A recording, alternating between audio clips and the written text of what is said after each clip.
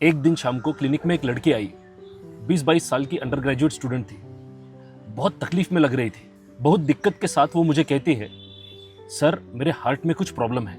दोस्तों, ये सुनते ही मेरा सिस्टम 1 मतलब मेरा रिफ्लेक्स माइंड ये सोचने लगा कि ईसीजी करना पड़ेगा, आगे क्या करना पड़ेगा, इसको क्या ट्रीटमेंट देना है, कहाँ भेजना है, ये सब मेरे दिमाग में चलने लग गया। वो मुझसे कहती है कि चेस्ट पेन हो रहा है, बहुत टाइटनेस लग रहा है, सांस लेने में दिक्कत है, पल्पिटेशंस हो रहे हैं, मतलब दिल की धड़कन बहुत ज़्यादा बढ़ रही है और फिर बहुत ही अनईजी मुझे लग रहा है।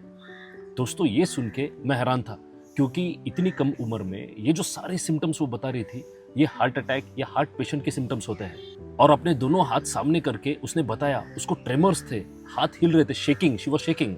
दोस्तों, फिर भी मेरा क्लिनिकल माइंड कन्विंस नहीं था कि इसको हार्ट अटैक आ रहा है। मैंने उसको पूछा, कब से तुझे तकलीफ है? तो उसने कहा कि सांस लेने की दिक्कत के लिए मेरी कुछ प्रिस्क्रिप्शन मेडिसिन चल रही है। वो प्रिस्क्रिप्शन उसने मुझे दिखाया। बाकी दवाई वो 2-3 दिन से ले रही थी, लेकिन जो अस्थमा के लिए स्प्रे दिया था वो आज शाम से ही उसने शुरू किया था।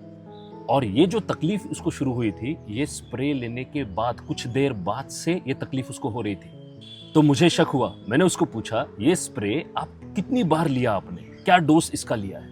तो वो कहती है 20 बार, 20 टाइम्स।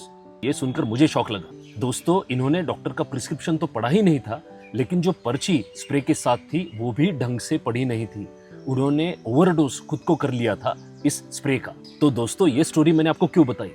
जब भी आप डॉक्टर के पास जाओगे और दवाई लोगे, 3 चीजें आपको याद रखनी है। सबसे पहले रिटर्न प्रिस्क्रिप्शन, लिखा हुआ प्रिस्क्रिप्शन मांगिए, उसके सिवा क्लिनिक मत छोड़िए। अपना कंसल्टेशन होते ही प्रिस्क्रिप्शन मिलने के बाद वहां से भागने की जल्दबाजी मत कीजिए। आपको दी हुई दवा, उसके डोसेस, अपनी प्रिस्क्रिप्शन बहुत अच्छे से पढ़ लीजिए, समझ लीजिए। और सबसे महत्वपूर्ण बात, अगर आपको कोई डिवाइस या कुछ स्प्रे ऐसा कुछ अगर डॉक्टर देते हैं, तो सबसे पहले वो कैसे यूज करना है, कितने डोज में यूज करना है, ये डॉक्टर से या उनके अटेंडेंट से बहुत अच्छी तरह से समझ लीजिए और फिर ही उसका उपयोग करेंगे आप। तो साथियों, मैं डॉक्टर कौस्तुभ ऐसे वीडियोस के साथ आपके सामने आता रहूंगा। फॉलो और सब्सक्राइब करना मत भूलिए। हम सावधान रहेंगे, सतर्क रहेंगे, लेकिन हम सब स्वस्थ रहेंगे। Thank you.